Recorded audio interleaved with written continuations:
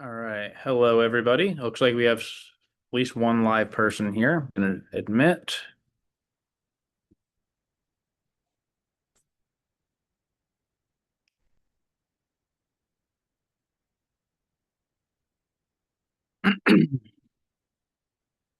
All right, we'll just give a couple minutes, see if anyone else joins in. It looks like I see Steven. Are you in here, Steven?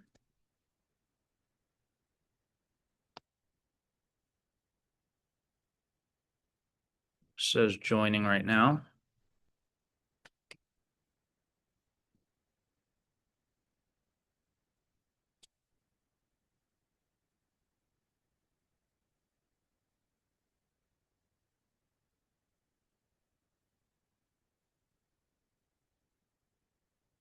Hey, Steven, are you there? I see that you joined Hey, in. yeah, hey, sorry about that. Took me a second. Hey, Steven. Yeah, I appreciate you joining. Right now, you're the only person that actually is on live. But we'll see if anyone else joins in.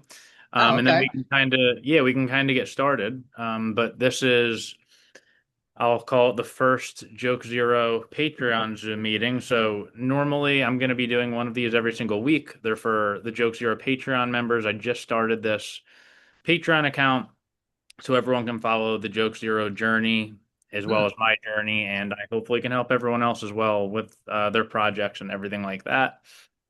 These videos are going to be posted on Patreon. This first one specifically, I'm going to be posting on YouTube as well. So this is a perk of the we do have a free Patreon, which everyone can go online and see those posts. There's a $10 a month Patreon, and this is included Hmm. in that. And then there's also a more expensive tier as well, where you get like more of a personalized approach. But we're going to be doing one of these every single week, where I'll talk about different facets of the film and entertainment industry. I will take direct questions. Right now, we only have Steven live, so it's a good yeah, it's a great thing for Steven that he joined because he's getting some good good opportunity here just to interact and pick my brain, and hopefully over time more people will join these live. We had quite a few people Hmm. sign up and they'll be able to watch the videos, but the more people that we get live, we can have an actual conversation, and different patrons can meet other Yeah, people with similar interests. yeah, gotcha. One thing I will cover today for sure is I wanted to share the pitch deck that I made for my film Plan B that has since Great. come out. It's available now on Amazon Prime and Tubi and some other platforms. I've never showed it before publicly. I said that would be one perk of the Patreon account, is that you get access to a lot of my documents and things that I created. And this is a pitch deck that I not only made, but I successfully used it to raise money for a film. There's different kind of pitch decks. Some are creative, some are financial, and this is I think a good mix, and it did work. So I'll definitely share that over my Hmm. screen. Steven, you get to see it live. Everyone else can see it after the fact. Huh. Um, Hold on, someone's at my door, but you continue talking. I'll be right back. cool. Well, I'm just gonna start off here, and for everyone watching that doesn't know me, my name is Brandon Tambori. I am the founder of Joke Zero. I started my career working at a company called Palmstar back in 2016, which crazy enough is almost 10 years ago. So I'm 31 years old now, and I am now have 10 years of experience in the industry. I started pretty young, and now I'm happy to get to this next part of my career where I can be a little bit more of a veteran. So Palmstar, the company I mentioned I work for, they're a production and finance company. They did the first two John Wick movies, and they also did Hereditary with A24 that I was an associate producer on. They also acquired the comedy brand National Lampoon, which I was excited about at the time because I'm a comedy person. So I spent a lot of time working on National Lampoon projects, probably from like 2017 through 2020. I was producing Hmm. podcasts, live comedy shows, digital content, things like that. I wanted to work more on features, so I started my own company, Joke Zero, where originally I was going to be focused on my own projects as a writer and a director. So my first project was Plan B, which I briefly mentioned. I'll get a lot more into that over today, as well as just the Patreon in general. But I wrote, directed, and produced that movie. I literally did everything from writing the script to actually selling it to a distributor, and I was in charge of everything and very much involved with every aspect of the production. So I have I'd say, wealth of knowledge on independent filmmaking through that, as well as other projects from that film coming out. I decided I wanted to focus more on distribution opposed to actually production. I'm still very much interested in writing and directing, and I have a bunch of scripts that I'm passing around, but the industry is in an interesting spot right now where it's not super easy to be able to make a living as a filmmaker consistently with a steady paycheck and everything. So I decided to expand into distribution, and I'm now getting involved with films that are either completed or near completion. And I have a new film coming out called On a String. It's going to be hitting theaters on September 11th, and it will be opening up in New York City and then expanding into more theaters. So I'll definitely talk a lot about that as well to the patrons. And I already shared the trailer and everything, and you'll be getting a lot of cool information on that film and the release before it actually is publicly available. Um, but yeah, that's kind of my background. I guess we could just start off. Steven, do you have anything you want to talk about specifically since you're the one who actually showed up live in person? Anything you want to ask me or questions for really just anything? Well, yeah, well, we actually met for a script I did called Teens Gone Deadly. That was a while ago though. But yeah, so you were talking about the state of the industry now. So I have a script that I just did a shopping agreement for. It's a horror film, contained. It's not that hard to sell. But you're saying the comedy space, is that what's that like now? I know that recently with Obsession and these other movies, like, so horror's always kind of in vogue, but now there's the indie horror vibe that's going on. But so where would, like, I'm thinking about my script like Teen Condelli, where would that fit into what's going on now? Sort of in a, So I think now is a great time for horror, as great of any. You mentioned Obsession. So Obsession, $750,000 budget, and it ended up getting into Toronto and selling for $15 million. And then after that, it ended up getting a big release and has made, I think it's like 300 million or even more. It's still in theaters right now and making more and more yeah, money. Or there's going to be second windows and everything. There also is Backrooms, an A24 film that did very well. right, right. So I think horror is in a great spot. I'm going to be talking a lot about, I will say, not so much traditional distribution. So that film Obsession went very much the traditional path. It's a bit of a new age, I'll say, where the filmmaker for that, Curry Barker, he seemingly had some kind of, I honestly didn't know who he was prior to Obsession, Huh. but he seemingly had a pretty big following on YouTube and he would make Yeah, sketch I follow them. videos, Yeah, yeah, sketches and shorts and things like that, had his own following. So that's great. If you can have your own following and engage with your audience, I think that's amazing. That's kind of what I'm looking to do here with Patreon, where mm, Stephen, I had spoken to you before for one of your projects that we talked about, but I'm really looking to build a community here so that for all of Joke Zero's projects, everyone in here can get an inside scoop on how they're made and can also support the project and hopefully go out and watch them, and we could all support each other's projects. So for horror, I still think there's very much an audience for it. And very well, I would say. You mentioned you have a shopping agreement. Is that with like a producer or where did you yeah, producer. yeah, so I think for horror films, you could go that traditional route, like I just mentioned, where you can raise money for it and you can try to get into a film festival and you can try to sell it at the film festival. And if you're lucky, you can sell it for more money than you made it for, and then you make a profit, and then you could make another film.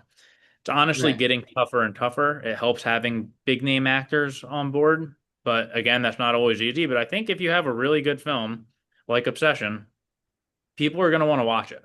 A lot of it is about marketing as well. So I think it's super important, like I'm saying here, like build an audience for yourself, build an audience for your projects as early as possible. So there's certain people that maybe you make a project and you want to be like very secretive about it. You're afraid to share your script. You're afraid to post anything online because you think someone's going to steal your idea or steal the film. I say that doesn't really matter. Maybe someone can steal it, copyright it for sure. If you have a script, register it with the WGA. Those are things you can do to protect yourself. But the more people to see it, the better. Not only the finished film, but throughout the whole process. Because my film Plan B, that I'll get into a little bit more, had I been posting about that the whole time and build out Mm, an audience, there would have been a bunch of people that wanted to go see it right when it came out, opposed to just seeing a trailer and then you're like, oh, that looks good, I'll see it. You kind of feel like you're part of the mm, family the entire time. So I do think horror is good. right. Comedy is a little bit tougher. One of the reasons why comedy is tougher is because a lot of the jokes do not translate into other countries. Obsession, I'm not really sure what they're doing internationally, but there probably will be a Mm, decent international following for that film. A lot of the times, mm, horror scares translate across languages and different territories, whereas comedy, you might have a pop culture reference or something that might be really funny in the US, and it might not mm, really make any sense in Japan or Germany or a different country. So that's one thing that comedy mm, has going against it. But I ultimately really believe in comedy. I always tell people that I would rather make people laugh than scare them. But I also mm, have a lot of experience with horror because I was involved with Hereditary. I was an associate producer on that film, and that was very much an independent film. A24 did mm. really well marketing it and releasing it, but the company Palm Star I worked for produced the film and financed it completely independently. And it ended up premiering at Sundance, and A24 came on board after the film was done. Like we delivered the completed film to A24. And A24 released it, and they did amazing with the marketing and got it out and gave it a wide release. And it made, at this point, like over 80 or over 90 million now at the box office. Cause I know it had some kind of re release anniversary. And it was really cool to be involved with that project. I bet. Yeah, that's big one. Cool. Well, I definitely want to share this pitch deck that I talked about. Do you have anything, Steven, that you want to bring up before I share that? No, no, no. Yeah. I had to create a pitch deck for this one, so I'm curious to see what they look like. I mean, other Cool. Well, people's. yeah, this is something I've never shared before. And I think people will really enjoy it because it really shows what a pitch deck should look like. And they're all different kinds of pitch decks. I'm going to Hmm. see if I could share my screen here. Okay, cool. Are you able to see this, Steven? Yeah, All right, cool. Well, if you could see it, I'm assuming everyone else can see it. So this is 18 slides, which honestly is a little bit on the longer side. If you can do yeah. something in 10 slides or maybe 50, Okay. like less than 10, I think is ideal. But I Hmm. was raising money. So this is not only a creative deck, it also has a bunch of financial stuff that you'll see as well. So the shorter Hmm. the better. Don't send people 45-page decks. No one really wants to read it. And I don't know if you can see the date on here, but there's a file at the top that's Plan B pitch deck 10 20 Yeah, 20. October 21. Yeah. This is October 20th, 2021. It's almost 5 years ago. And a little bit more context here is that I was trying to make this film. The budget was right around $1 million with what I made. And after almost a year, it was the beginning of 2021, I started raising money, and this is October. I honestly could not raise that much money. I raised like $200,000 or $250,000, and I couldn't raise more. I kept striking out. People wanted actors on board before they would fully commit the rest of the financing. So I ended up cutting the budget down to $700,000. And I'll get into this a little bit more in the budget slides. The budget was actually a lot less than 700,000. So there was another version that I cut down after this, but this is the pitch deck I used to really make the movie. So this is just the first slide and it has Hmm. the title of the film. When a one night stand with her dorky neighbor leaves her pregnant, a young slacker decides to quickly sleep with a successful businessman and tell him he's the father of her unborn baby. So I always say have a log line on the first slide, make it one sentence. This is a little bit of a longer sentence, but that's something you can tell someone. And to me, it sounds like a good concept for a comedy movie. Hmm. And it's just pretty simple. It looks clean. I'll go to the next slide now. So, comparable films. So, comparable films, this isn't necessarily comparable in terms of budget or anything. For me, this was comparable in terms of plot and what I wanted this story to be. How to Lose a Guy in 10 Days to me is a really great romantic comedy. Not only is it a great romantic comedy, but what this film does in particular that I really liked is that it has two characters who are lying to each other the entire film, and they're also still very likable. You watch that movie, you love Kate Hudson, you love Matthew McConaughey. That was why I picked that. My film Plan B, the main character, Piper, who's played by Jamie Lee, she's doing something really awful this whole movie, but you still want to root for her. Knocked Up. I'm a big fan of that movie. It's a pregnancy movie, and the setup of that movie is very similar to Plan B in terms that it's just an unexpected pregnancy. So that obviously is a very I'll say plot wise, a good comparable film. And Hmm. Trainwreck, I'm also a huge fan of that film. That's a movie that Amy Schumer stars in, but it's an R-rated romantic comedy. Knocked Up also R-rated romantic comedy, but Trainwreck has the story of really from the female perspective, which I really like because that's what I was trying to do with Plan B. And I wasn't necessarily trying to make a female-driven movie with Plan B. I just wanted to make a funny movie, and it was a concept that happened to have a female character as the lead. So I'll always say that too. Don't necessarily like there's so many people that might say, "Oh, I saw that Obsession is doing really well, so I want to go make a low budget horror movie because it's going to make a ton of money." I wouldn't really recommend that. Try to find whatever your story is and just fit it into that. Like I didn't set out to make a female driven movie because they were popular. I set out to make a good comedy movie that happened to be female driven. Obsession, obviously a low budget horror movie, but I think at the end of the day, it's just a good movie. One thing too, I wanted to share too, related to this slide, which I just happened to see earlier today when I was looking at this pitch deck for the first time in a while. I'm going to share another screen. This is tied into my comparisons. But we can see here. So I went on Google and I typed in movie movies comparable to 2024 comedy Plan B starring Jamie Lee and John Heder.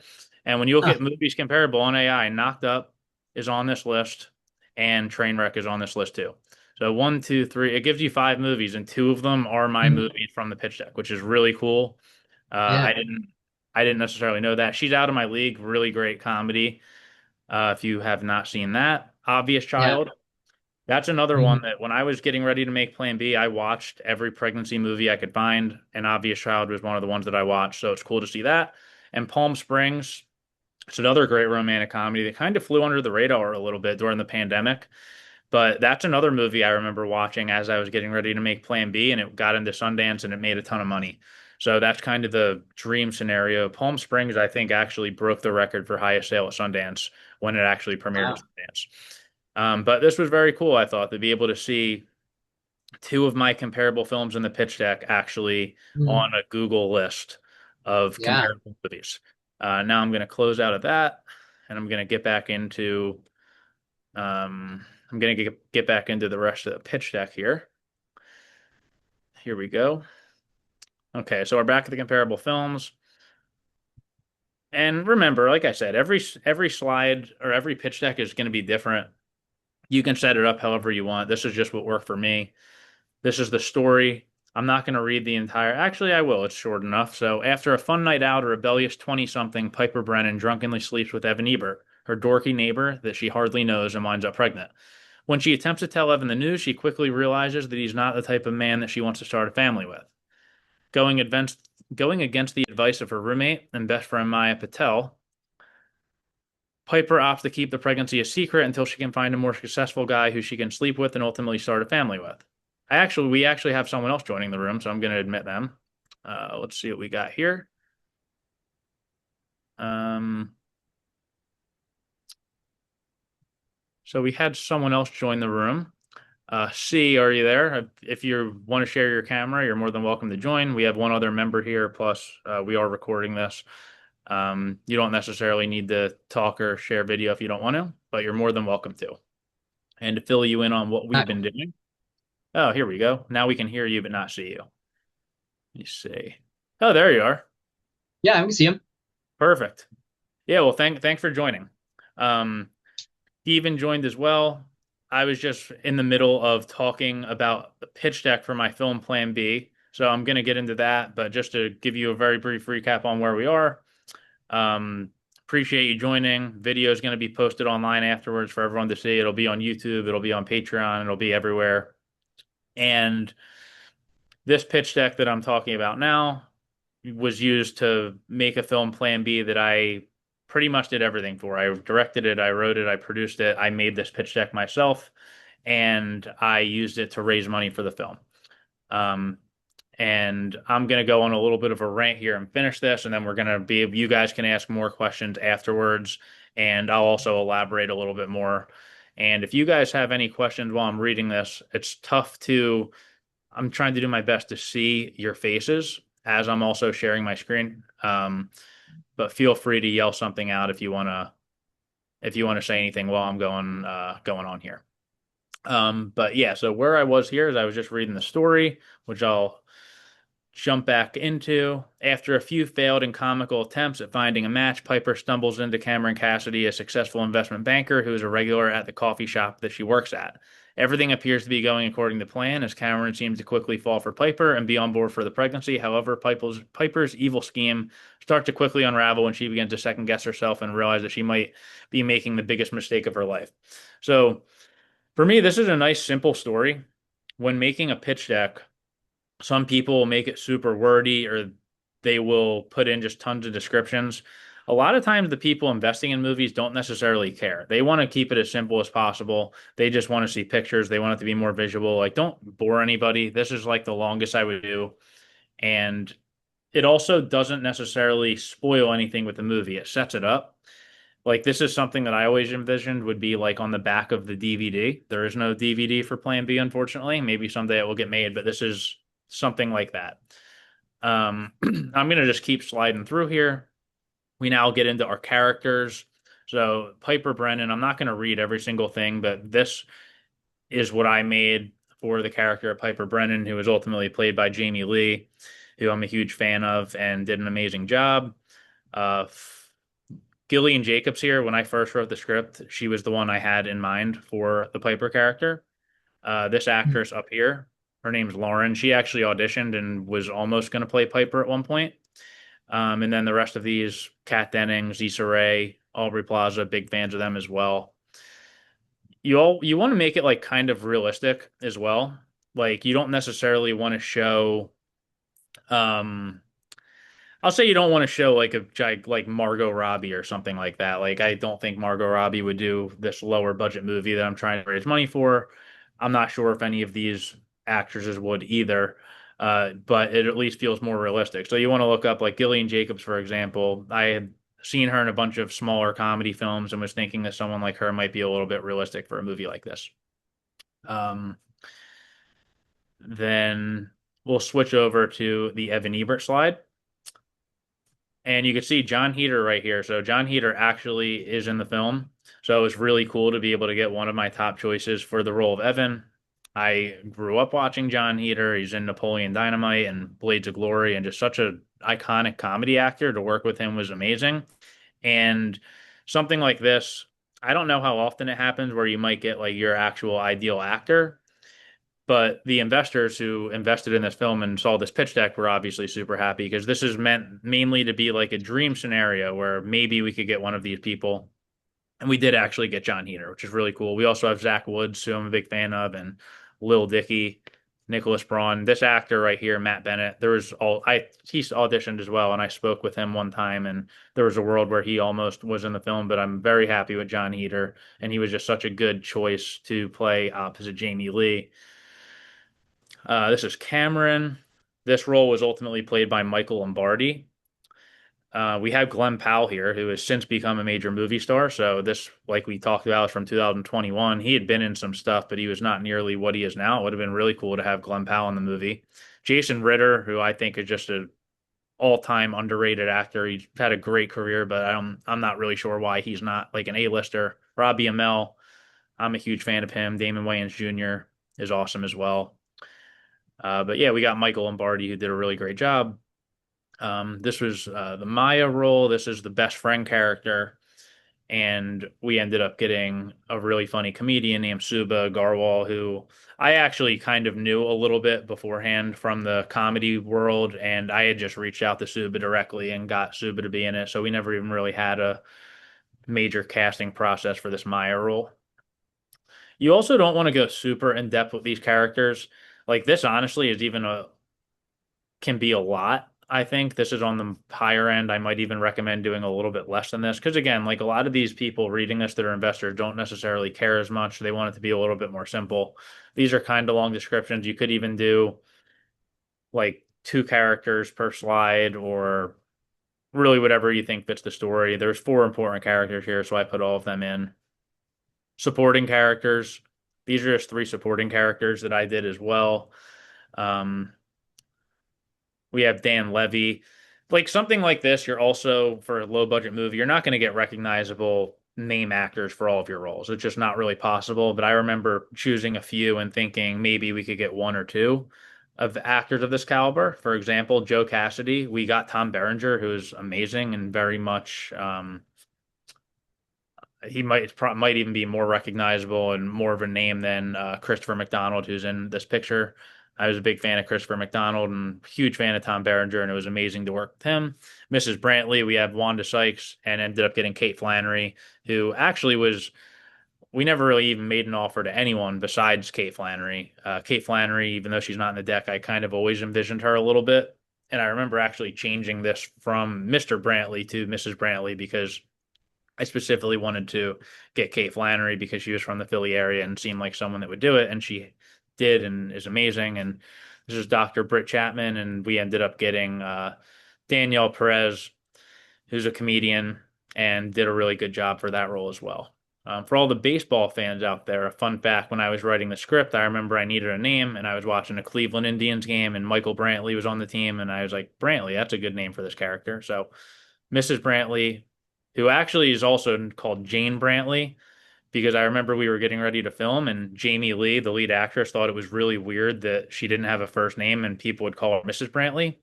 I don't know why I thought that was a good idea while writing the script, but Jamie told me that, and I said, "You're right, that makes no sense." And then we decided that her name was going to be Jane Brantley.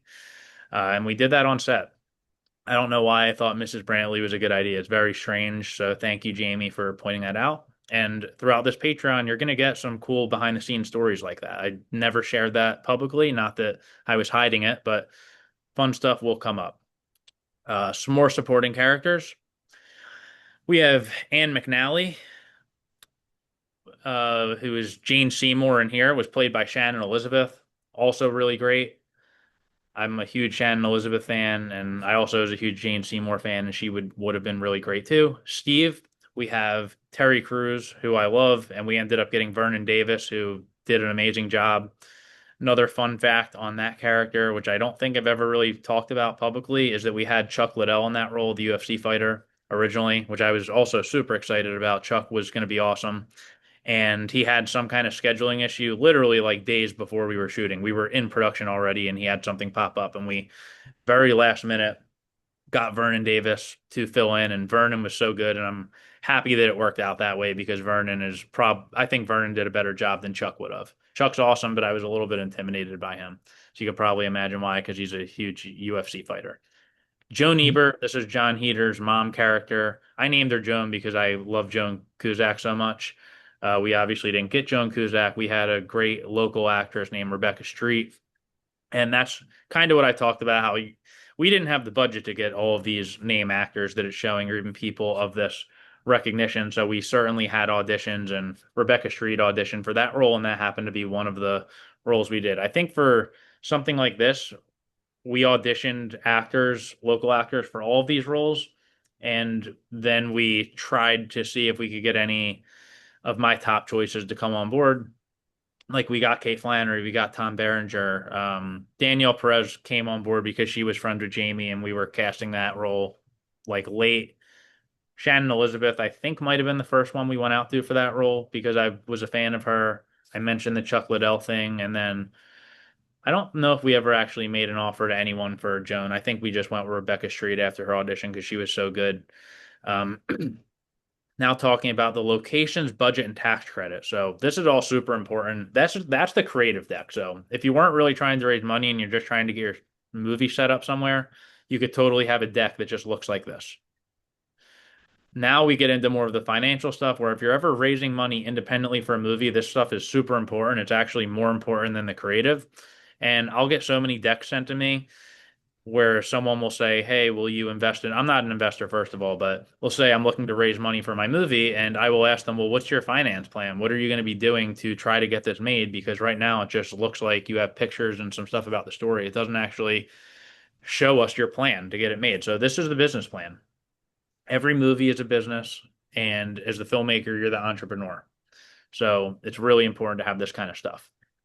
So Given the minimal characters and locations, the film can be made for $700,000 gross, which reflects New Jersey as a shooting location. I live in New Jersey. I lived in New Jersey when we made this, and I had a lot of connections to local crew and locations. So that's why I wanted to film in Jersey.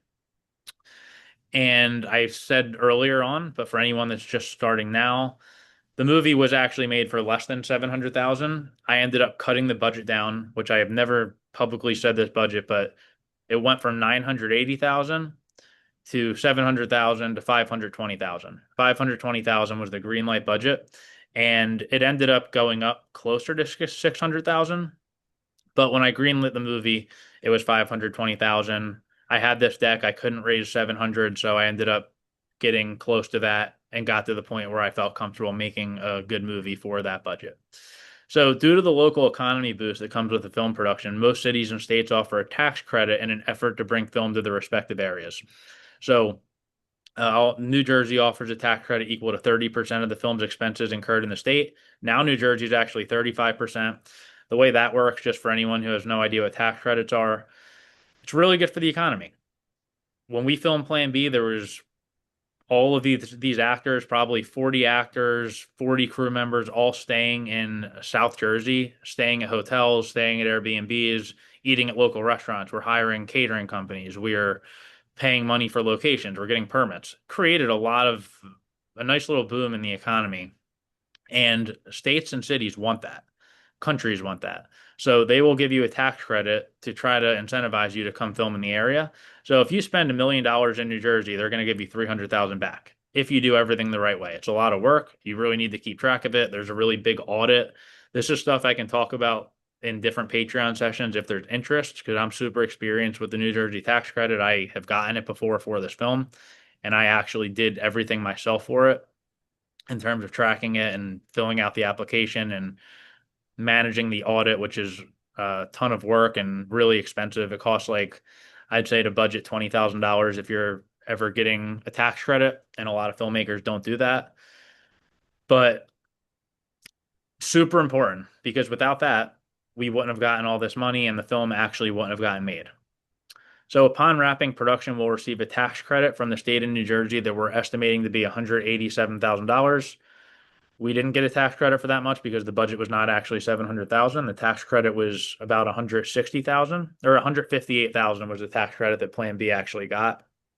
And again, for anyone watching this video or any person in our Patreon account, you're more than welcome to reach out with different topics that you'd like to hear about. If you're interested in the tax credit, let me know, and I'll definitely make more videos and do more sessions talking about them, because it's a great way to get your movie made. Because like it says right here, the tax credit is guaranteed regardless of how the film performs. You can make a movie that's really a failure in terms of just commercial success, but if you do everything right with the tax credit, you're going to get that money back and it'll at least go to your investors. You can also sell the tax credit before you actually start shooting, which is what I did for Plan B. So for Plan B, I ended up getting a loan against the tax credit. A couple investors gave me money in advance saying, "Hey, here's some money. You can use this to make the movie. When you get the tax credit, it's going right to us." They made money. I got money for my production. It's a win-win. So that's a little briefing on the tax credit. Here's the budget top sheet. So budget top sheet right here. And I'm not going to fully go into every line item, but one thing you can see here is budget prepared by Brandon Tambori, October 20th, 2021. I made this budget myself. So many filmmakers don't know how to make budgets. I don't want to say it's difficult, but it is actually a lot of work. You need to use a program called Movie Magic. I taught myself how to use Movie Magic. I got the program. It's kind of expensive. It might be like $700. I honestly don't remember. But this is what a budget looks like. And if you have a budget that you make yourself, you can actually see exactly what your film is going to cost, and no one knows your script better than you. So if you don't know how to budget a movie, just go through your script and go scene by scene and think, what is this going to cost? Like if you need a dog, figure out how much money it costs to get a dog and you put that in the budget.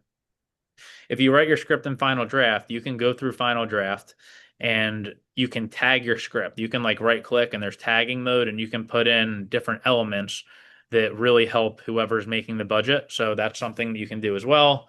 You can also make a schedule. These are things that I did on my own just because I didn't have money to pay anyone.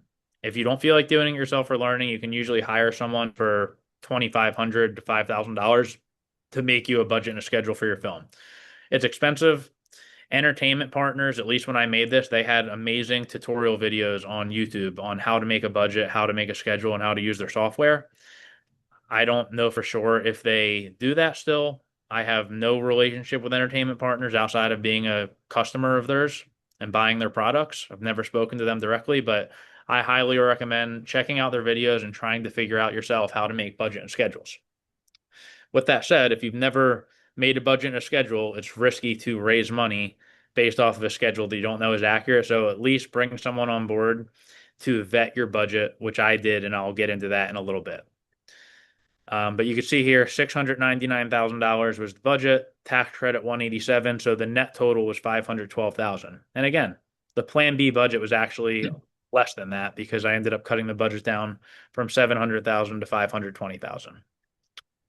Now we get into the investment opportunities. Again, so many filmmakers will send me decks that don't have any kind of payout or anything like that. This is really what the investors care about, and it's super important to put in. Like, they might just send a deck and say, I'm looking to raise money for my movie. And I'll say, okay, well, if I give, how much money do you need? And how much money do I get back? And how do I get it back? And when do I get it back? That's really what an investor cares about. And that's what this slide does. This was showing you put in 250,000, you get a producer credit. This is just a sample of what you would get in this scenario if we had the $700,000 budget. 35.71% of revenue until break-even point, 17.86% of profit. So the way I structure this is that the first money in goes to the investors. Once the investors break even, so in this scenario, $700,000 budget, the first $700,000 that goes into the movie goes 100% to the investors. Once the investors are made whole, then it's a 50-50 split where 50% of the profits go to the investor and the other 50 goes to whoever's in that talent pool. So I was in that talent pool. Some of the main actors were, there might have been some crew members in there, but that's what the breakdown looks like. And there's a whole waterfall, and that's super important to have. So you'll see these different things. People will like getting a credit.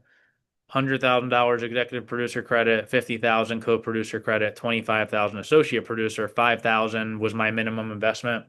There's people that raise money on Kickstarter. There's people who can raise money and get $100, $500, whatever.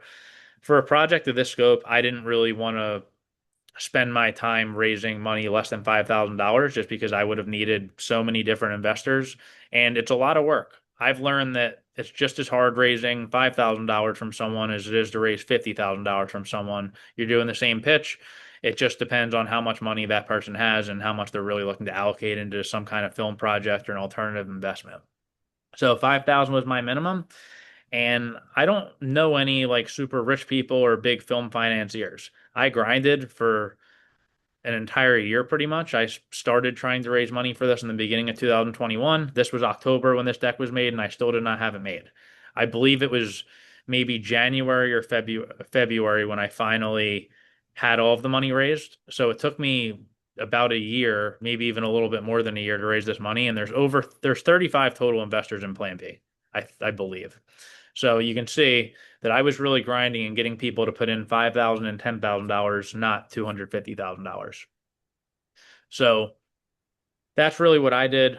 I always recommend trying to do a family and friends round, raise money from family and friends. And again, you don't need any rich relatives or anything. You'd be surprised how many people have an extra $5,000 laying around that they might be willing to invest in something.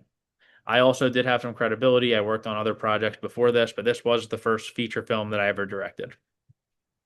So raise money from family and friends, try to make connections in the community, go ask like local business people, ask your dentist, ask your doctor, people that you think have decent jobs that maybe have an extra 5 or 10,000.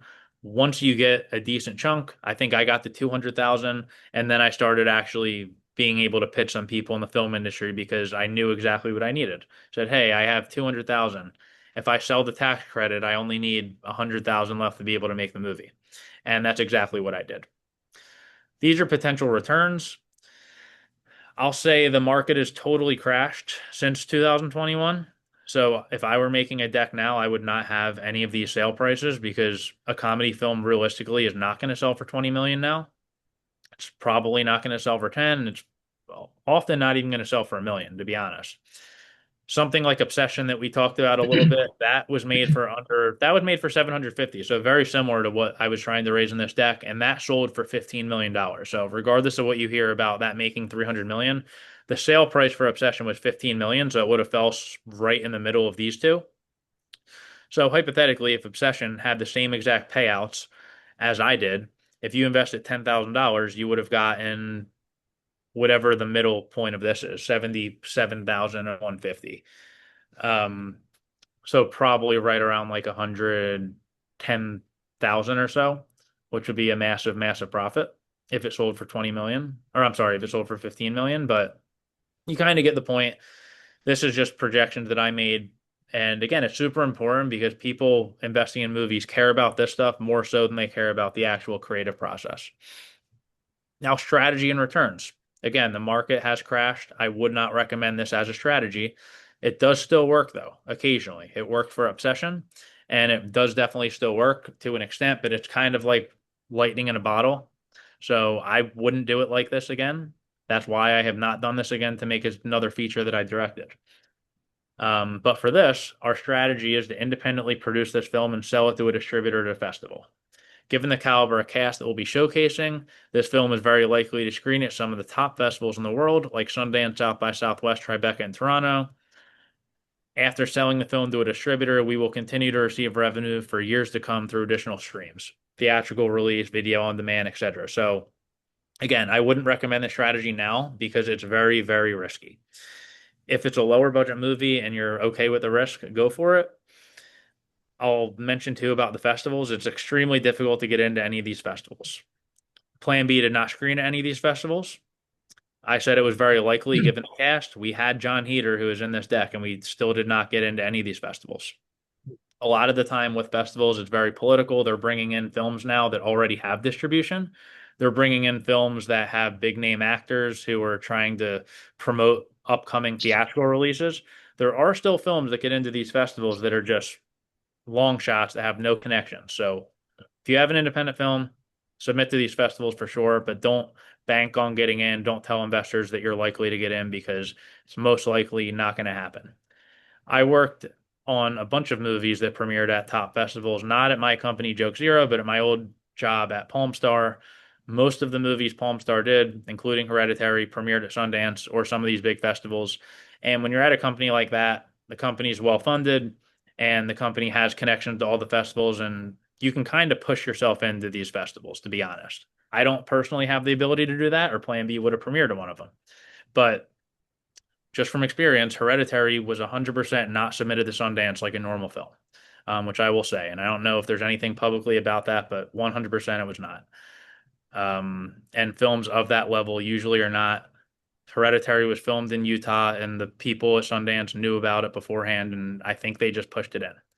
So that happens a lot more than you realize. So again, don't bank on getting into one of the festivals. This part is actually true. Depending on what deal you get taken, like Plan B, we do still get some checks. The distributor for Plan B was a company called Quiver Distribution. And the film was released and it now is on Amazon Prime and Tubi and some other platforms, and there are money that comes in from that. There's also the international element as well. Plan B sold in a bunch of different foreign countries, and I just got an update like this past quarter that the film it was like $14,000 that sold in random territories like Latin America and I think Australia and maybe one other territory. That's a big reason why having some name recognizable actors are important. Tom Berenger and Shannon Elizabeth in Plan B are very much supporting characters. They put the distributor put their name on the movie poster and they're both in the trailer. It's because people recognize them. Shannon Elizabeth has been in some amazing movies, Scary Movie, American Pie, two iconic, and this Jay and Silent Bob movie. She's been part of three massive comedy franchises. Tom Berenger's in Major League and Platoon and 50 other, probably 100 other movies. And John Heater obviously is actually one of the leads in this, but he's been in Napoleon Dynamite and Blades of Glory and really great comedy films. So names like that help get you international sales. That's something that I didn't even necessarily think about when making the film, but it kind of just happened and I learned it along the way. Again, if international sales is something you're interested in, let me know. And these are things that I'm happy to talk about. But I thought this pitch deck was a great thing to cover in this first video because it's touching a little bit on everything on how to make a movie, and it's also showing some cool behind the scenes stuff. So this is kind of like a sneak peek of what is to come. This is the timeline. So our current timeline will on our current timeline, we will begin physical production of the film on March 7th, 2022. So that did not happen. We filmed June 6th, 2022. So I honestly wasn't that far off, about 3 months off, which is pretty good. And I think the reason why we didn't film March 7th is because Jamie Lee was working on Ted Lasso and was not available to film for a couple months. And that ended up being a huge blessing in disguise because that gave us more time to cast the rest of the roles and we were able to have a little bit more time to get John Heater and some of these other amazing actors. So after our 15 shooting days and 8 weeks of post production, we will have a finished film May 20th, 2022. That did not even come close to happening, which is pretty funny. We did have 15 shooting days, which is very low for a film. Some movies can be less, but I think a typical independent film might be 20 to 30 days. 15 days is really pushing it, especially if you've seen Plan B. There's a ton of locations and a ton of characters and costume changes and makeup and stuff. So make sure you have plenty of time allocated to your shoot. 8 weeks of post production for an independent film is not something that I would ever recommend. It's not something we ended up doing. Post production for Plan B was honestly close to a year. And allocate as much time as you can. 8 weeks is more so something like maybe Hereditary, where it's an independent film, but it has like a multi-million-dollar budget. And those were the films that I was used to working on. So I assumed it was going to be the same thing for here. The difference between that is that when you're working on a real independent film with like some financial backing, looks like we have a good comment here from C. Authentic and well-formed discussion. Thank you, Brandon. We'll see. I'm happy that you're enjoying it, and we're not finished yet. And there's definitely more to come from this throughout today, as well as the rest of these Patreon videos. So back to what I was saying about this. 8 weeks of post production might be normal for something like Hereditary, but on a movie like that, there's a post production supervisor and there's an entire post production team who all has individual specialized jobs. If there's an issue with something on Hereditary, I remember thinking like, okay, I'll call the post production supervisor and they will tell me what to do. Or there might be an accounting issue. You call the post production accountant. You call the VFX guy. You call whatever whenever there's a problem. And for something like Plan B, I didn't have any of those people to call because I was the one doing all of them. So I'm like, okay, there's an accounting issue. I have no accountant. I'm doing all of our accounting, so I have to figure out how to do this. Or with the post-production supervisor, say like we need someone to do like the end credits. That's something you'd ask your post supervisor to do. But I didn't have one, so like I have to look up how to do end credits. I have to look up VFX companies, things like that. Post supervisor is super important job. So if you can afford one, amazing. Hire a post production supervisor.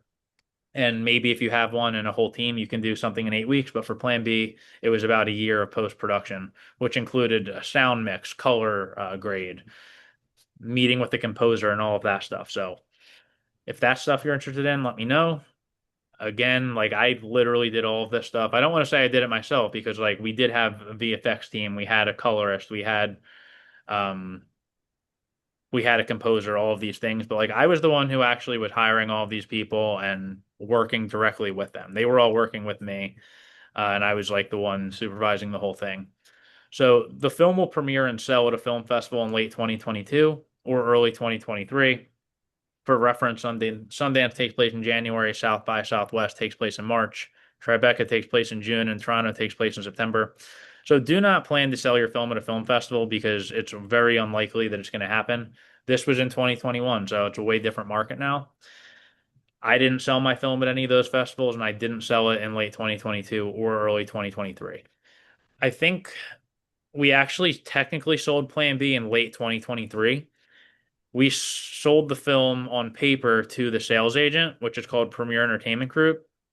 And that happened in late 2023. I remember the film was finished that summer. It did take about a year of post. The film was finished that summer. Right after Labor Day of 2023, we decided to take it out to market, and we ended up getting a deal with Premiere, which we announced at AFM in 2023, which is the American Film Market. So it took just about 1 year to finish the movie from shooting it, and it took about another year to actually sell the film after that. And then it took another year for the film to come out. So we sold the film in the end of 2023, and it wasn't released until September 27th, 2024. So it takes a long time. Some movies take way longer, some movies take way less. The downside to a smaller movie like Plan B without the big team is there's not really anyone pushing you. There's no distributor saying, I need the film by this date. For Hereditary, we had A24 come in and they said, okay, you need to deliver the film to us, and this is the date, and it's going to be released in June or whatever it was. So we have to deliver the movie by a certain date so it reaches them by a certain time. And for Plan B, I didn't really have that. I was just able to do it on my own time, which was kind of nice, but also it is good to have a bigger team when people are telling you what to do. I also said we will file for the tax credit on tax day, April 15th of 2023, and should receive the credit in the following month. So that's totally not true. Don't say anything about the tax credit in your pitch deck unless you know what you're doing. I thought that I did, and it turned out that I didn't. You don't need to file for your tax credit on tax day. You can file for your tax credit anytime. I don't want to actually say that. I know in New Jersey you can. It might be different in different states. You can apply for the tax credit whenever you want. You get approved for the credit, and then you have a certain number of days. I think it for Plan B it was 90, where you have to be shooting within those 90 days. And then there's a big process of you sending updates to the film office and the tax credit people. The NJEDA is who you work with in New Jersey, and they were all great.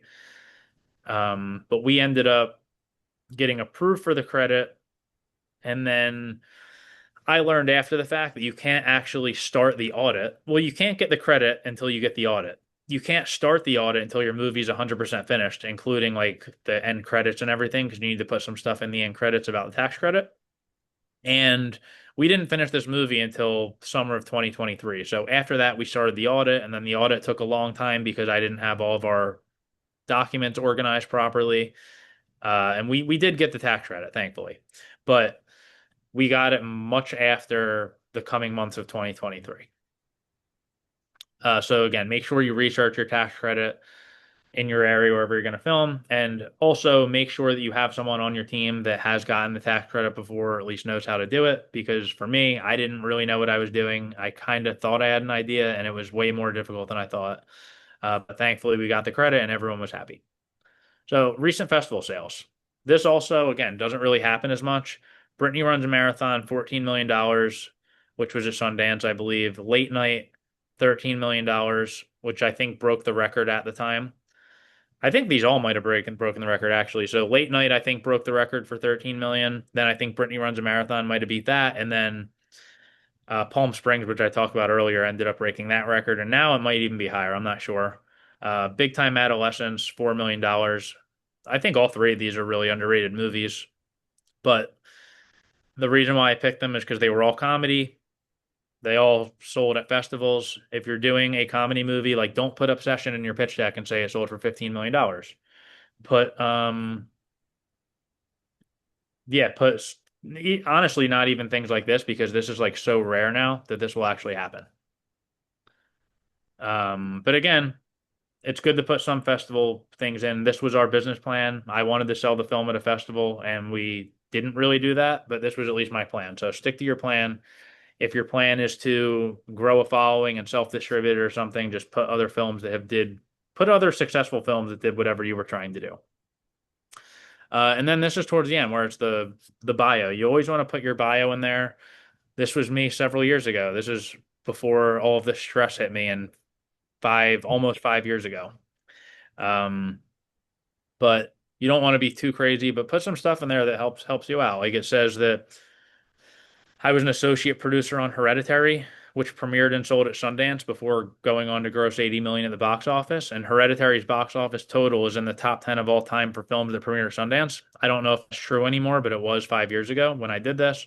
His debut short film, Murder 101, screened at several festivals around the country, including Holly Short's monthly screening series and the Burbank International Film Festival, where it was a semifinalist for Best Comedy Short.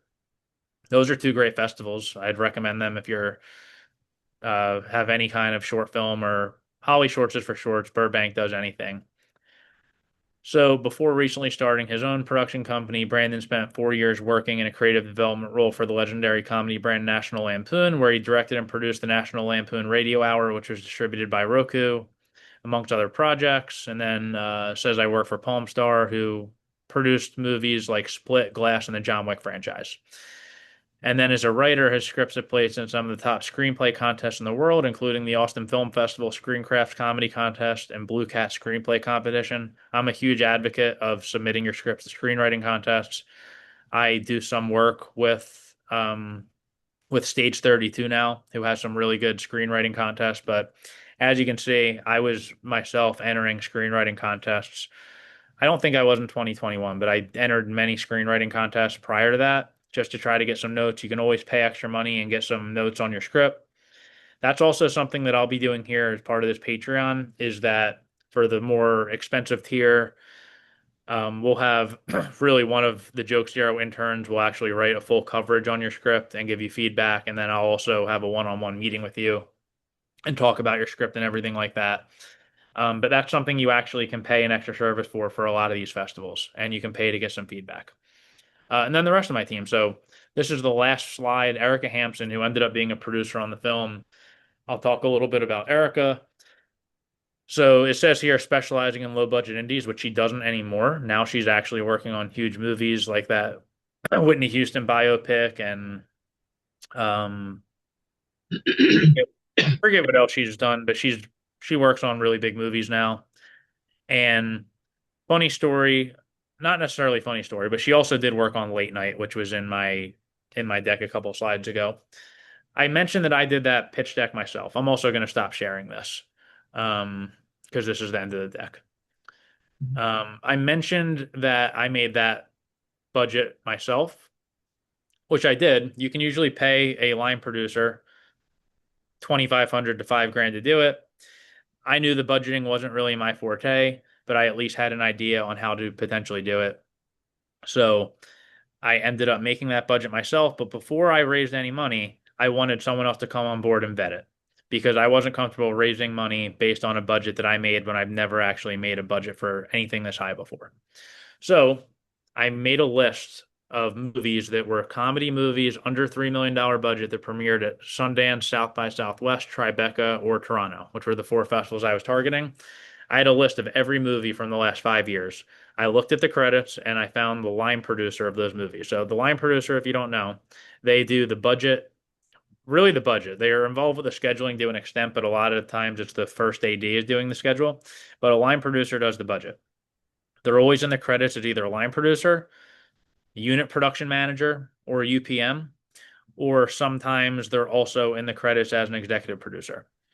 And you can look at IMDb, look at the end credits on a movie, and you'll see these people, or the opening credits. So I went through, and Late Night was one of the films that I was targeting, and Erica was the line producer.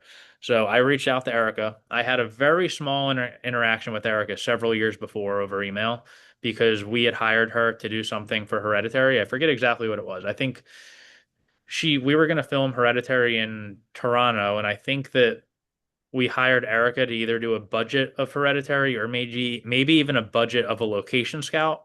But whatever it was, I at least had a very small interaction with her probably 3 years earlier. I sent her a cold email, told her what I was doing. I told her, I said, I'll pay you 2,500 bucks or whatever you're going to charge to do this. Or if you want, I made it myself and you can just look at it, make sure it's okay. And if you think it's okay, I'll bring you on as a producer. And once the movie's greenlit, you'll be involved and you'll be in a producer. I don't need your help raising money. I'm going to do all that. A lot of times, line producers are interested in actually producing. A line producer, I think, is the unsung hero of the set. If you're on a movie set, the line producer is like leading the charge and they get no credit, they get no respect for some reason, and I don't like that. So it's a lot of line producers who like want to be taken seriously, and they should. So I made Erica a producer, and if you watch the movie, her name's in the credits as a producer. And it was from this just a cold email. And even though Erica had nothing to do with actually raising money for the movie, me being able to tell people while I was raising money that Erica was involved, it gave them a lot of, I don't want to say comfortability. It gave me more credibility because I had someone on board on my team who had actually produced movies, who had premiered at Sundance and sold at Sundance and everything like that. Um, And it was kind of crazy because I said I made a list of like 100 movies and I had a big list of line producers, and Erica was the first one I reached out to, and she said yes. I don't think that will happen to most people, but I remember she read the script and said she really liked it, and we kind of hit it off over a Zoom meeting. And she said, "Look, you already did all the work. I don't really want to take your money. Like, put that on screen." And she spent a couple days working with me, and we went over the budget, and she vetted everything, and she added some stuff that I was missing. And I think the budget went up from like 950,000 to 980,000, but I was very close with my estimates, which was great. That made me feel better. And Erica was great, and I'm happy to have her on board. And she's, yeah, like I said, she had already produced really good movies like Late Night. That's how I found her. But if you look her up now, she's producing like really big movies now, which is amazing. And Plan B is mixed in there with her credits because it took me so long to get this made. So she's produced like that Whitney Houston movie, and then Plan B, I think, is after that, even even though she was already on. But that's pretty much it for the deck. Steven, you're the only one here now. It looks like C signed out. I said it would be an hour, and it's a little bit over. I'm not going to rush you off. Do you have any questions you want to ask me quickly before we end up signing off? And again, this video is going to be posted online. And if anyone comments on this video, whether it be YouTube, Right. whether it be Patreon, I will 100% get back to you and give you feedback or answer your question, whatever it might be. But I think that was a good first session. And again, happy to advise on any single thing I covered, and I have way more information that I would love to share with everybody um, throughout this whole Patreon.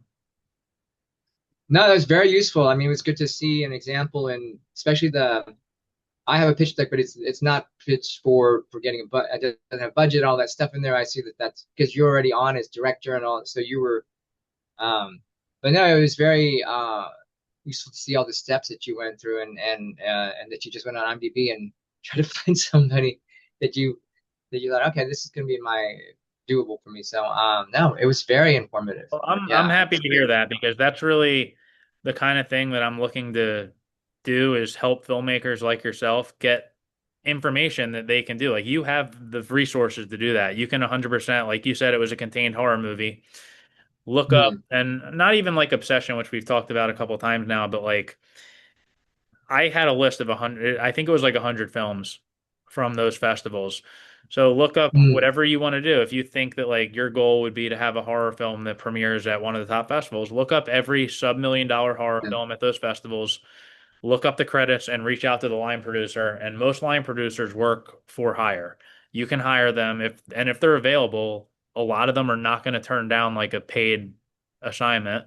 And Yeah. if you have a really good script and a good vision and everything, they might be willing to sign on. And again, it's not like you have to reach out to someone and they say, I really like it, but like I'm not really doing anything on spec or things like that. That very well might Right. happen. Erica was willing to do it. I guess that she was already busy and doing other films, so like she had the ability to take on like I don't want to say passion projects, but like things that weren't really making her as much money as I would imagine some of these other movies were.